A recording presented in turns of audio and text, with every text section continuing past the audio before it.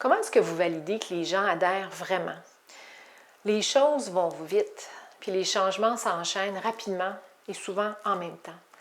Ce qui fait qu'on ne consacre peut-être pas assez de temps à valider le degré d'adhésion au changement au moment justement de l'implanter.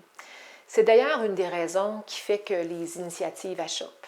D'où l'importance de réfléchir à la question « Comment valider que les gens adhèrent vraiment? » J'ai pu obtenir un point de vue très riche en enseignement sur cet aspect névralgique dans le déploiement des divers changements.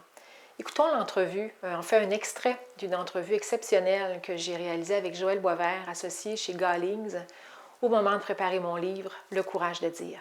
Dans n'importe quelle circonstance, lorsque des changements sont suggérés ou proposés, les changements ne vont pas nécessairement dans le sens de chacun.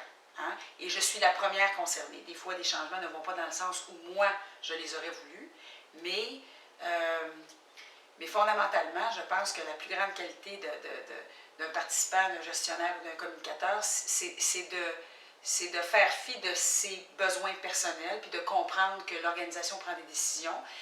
Quand c'est moins en ligne avec ce qu'on pensait ou ce qu'on voudrait, je pense que ça nous rend peut-être plus sensibles, et c'est une bonne chose en bout de piste de savoir que ça nous rend plus sensibles aux appréhensions que les autres pourraient avoir parce que ce ne sont pas leur modèle ou leur vision ou leur choix.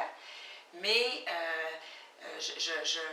j'accepte et je comprends et je suis partisane du fait qu'à un moment donné, il faut travailler ensemble et si on se laisse emporter par le fait que la décision n'est pas celle qu'on aurait prise, la décision nous a été imposée, on n'est pas nécessairement totalement d'accord, on